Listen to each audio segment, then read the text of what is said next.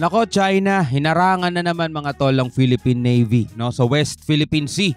Etong videong panonoorin natin ay mula kay John Reps. Bibigyan natin to ng reaction video and commentary. May bagong resupply mission na naman ata, no? Hindi ako sure, no, pero eto panonoorin natin. Tapos puwersa ng Amerika, dagdagdag na naman mga tol. So eto ang ating bibigyan ng reaction. Bago yan, hinihikayat kita, huwag mong kalimutan mag-subscribe kay John Reps mga tol. Nakalagay po ang link sa ibaba. At kung bago ka pa lamang dito sa ating channel at trip mo yung mga ganitong klaseng reaction video and commentary sa mga balitang tulad nito na napapanahon mga kapatid, huwag mong kalimutan mag-subscribe. Click mo na rin ang notification bell para ma-notify ka whenever na may mga bago tayong reaction video na tulad nito. So wag na natin patagalin pa. Total, wala na rin naman tayong hinihintay na. Panoorin na natin to mga tol. Additional U.S. military aid to Israel started flowing in yesterday, including key munitions.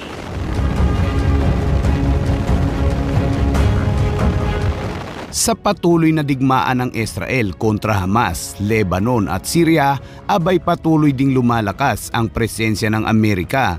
Ang strike group kasi nito sa Mediterranean Sea ay naging battle group na dahil sa ipinadala nitong karagdagang puwersa, alamin ang buong detalye mamaya, at barko ng Philippine Navy sa West Philippine Sea na magsasagawa ng resupply mission, abay muling hinarang ng China People's Liberation Army Navy. Kaya't para malaman ang buong detalye ay tumutok at makinig na mabuti. So medyo iba na to, no? Hindi na Coast Guard, sa Coast Guard mga tol.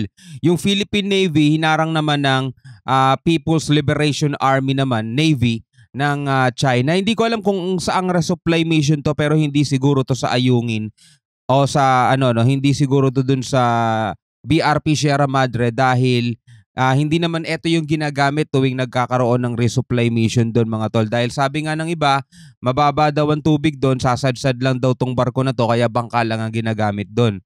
Pero eto, no, may panibago na naman silang ginawa mga kapatid. Simulan na natin.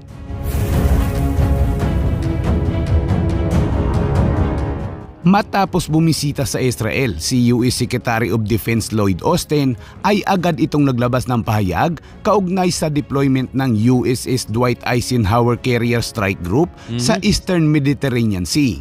Ito ay bilang bahagi ng pagsisikap ng Amerika na hadlangan ang mga masasamang aksyon laban sa Israel o anumang pagsisikap tungo sa pagpapalawak ng digmaang ito kasunod ng pag-atake ng Hamas sa Israel.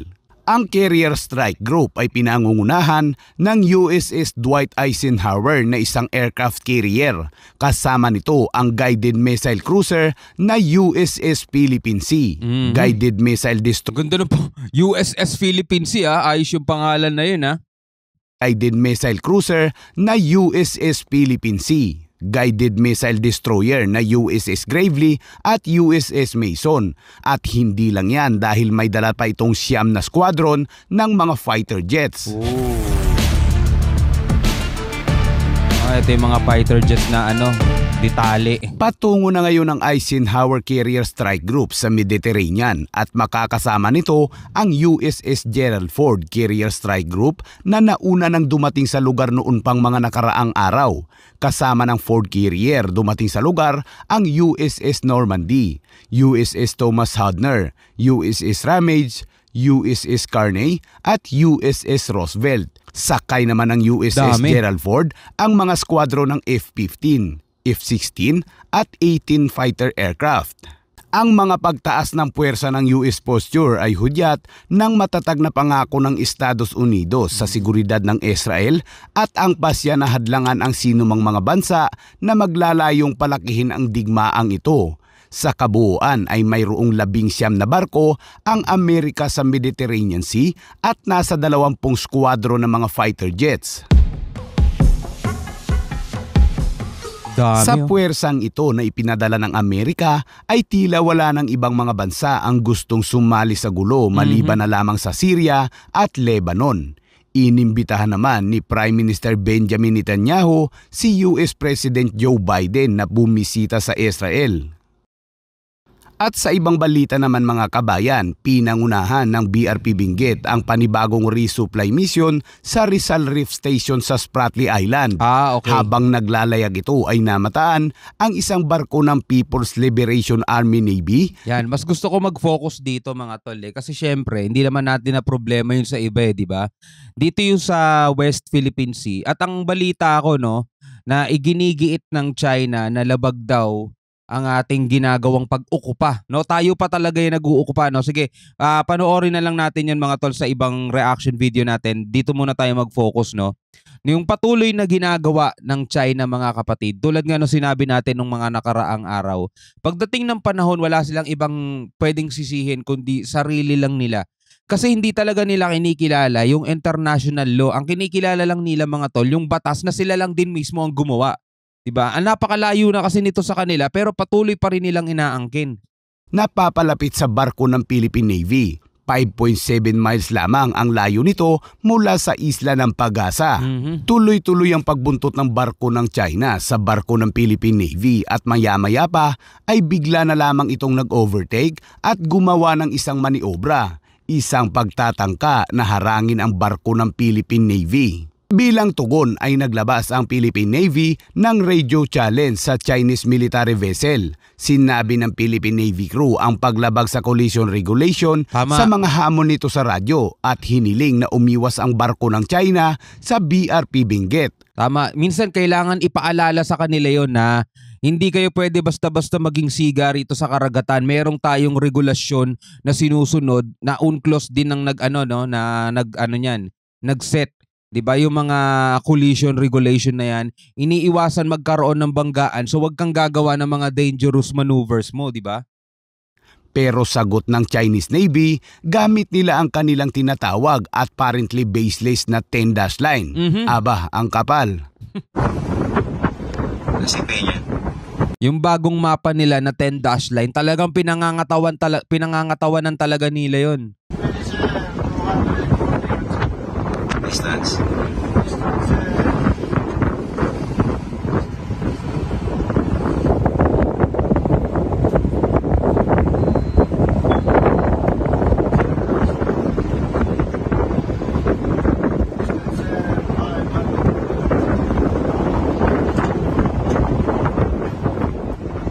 Chinese Naval Warship 621, this is Philippine Navy Warship Lima Sierra 507.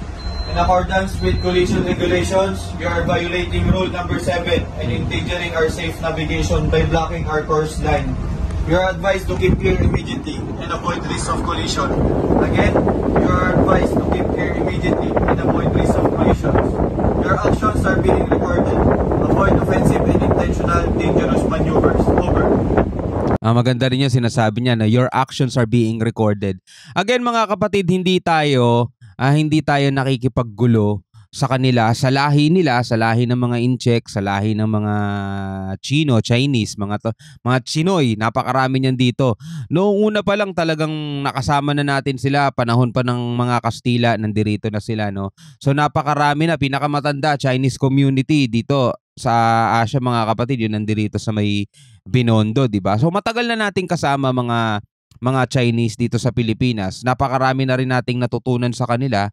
In fact, mga kapatid, napakahabang panahon na ang namumuno o ang mga pinakamayayaman na tao dito sa Pilipinas ay mga Incheck, 'di ba? Sila Henry C, sila Gokong Wei, sila Lucio Tan, mga Incheck yung mga yan, mga tol.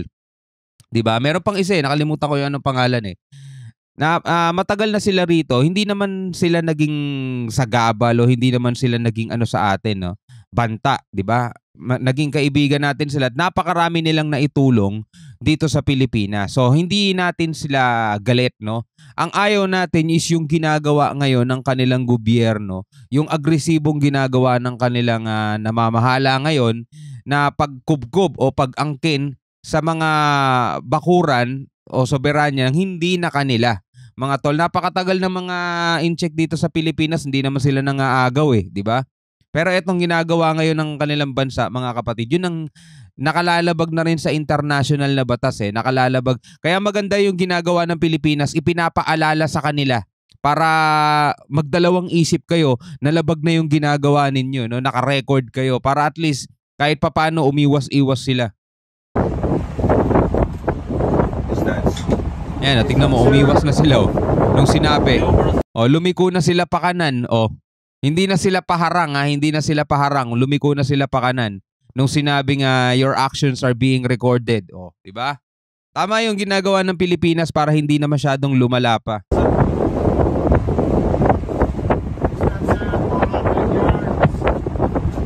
Ayan papalayo na siya.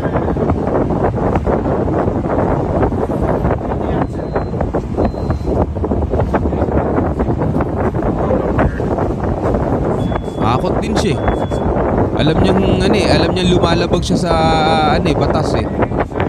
Di ba? Imbis na papaharang siya, papunta siya rito sa direksyon ng ating Philippine Navy, umiwas na siya, umalis na lang siya. Nung pinaalalahanan na silang your actions are being recorded and you violate, ang BRP diba? Benguet ay isang tank landing ship na ginamit noon ng mga Amerikano noong World War II. Kapatid ng barkong ito ang nakasadsad sa Ayungin Shoal na BRP Sierra Madre. Kaya pala kamukha. Ang dating pangalan ng barkong ito ay USS Davis County. Naglingkod ito noong World War II at noong Korean War. Inilipat ng pamahalaan ng US ang barkong ito sa Philippine Navy noong 1976 at pinalitan ng pangalan na BRP Benguet. Noong Biyernes pa nangyari ang insidenteng ito mga kabayan pero huli na itong ipinaalam ng AFP. Nakipag-ugnayan ang mga media sa Philippine Navy at AFP para sa karagdagang detalye kung ano na ang mga sumunod na pangyayari pero hanggang ngayon ay wala pang sagot ang AFP. At yan muna ang bagong balita. Nakita-kita, di ba? Minsan talaga kailangan mo ipaalala sa kanila eh. Dahil nga sa mga nambubuli, lagi naman sa mga nambubulas mga tol, alam nilang lumalabag sila pero sige lang sila, sige lang sila. Pero pag ginamitan mo na sila ng, alam ko batas, lumalabag ka sa batas. Minsan yan, nagdadalawang isip na yan, di ba? Di ba, halimbawa na lang sa mga, eto sample mga tol. Di ba kapag ka nagda-drive ka, tapos bigla ka na lang paparahin ng enforcer kahit na alam mong wala kang violation, 'di ba? Tapos susubukan kanyang ganito po kasi ganyan kasi ginawa nyo. Bigla mo sinabing may dashcam ako. 'Di ba? Alam ko yung batas, alam ko yung ganyan. Ganun po ba? Tapos maya-maya tignan mo, makikita mo paaalisin ka na lang. Tatakas na 'yon mga tol. So ganun din ang ginagawa nila mga tol. Paalala mo sa kanila kung ano yung nilalabag nila. Tapos sabihin mo sa kanilang recorded ka. Tingnan mo, imbis na haharang sila sa daan ng Philippine Navy, umalis na lang sila, mga tol, di ba? Hindi na sumagot pa. Ikaw bilang isang Pilipino, ano ang masasabi mo dito sa video na napanood natin? Comment ka sa baba. Pag-usapan natin yan sa comment section. Maraming salamat sa panonood. Hanggang sa muli. Ako nga pala si Shobal D. Peace out.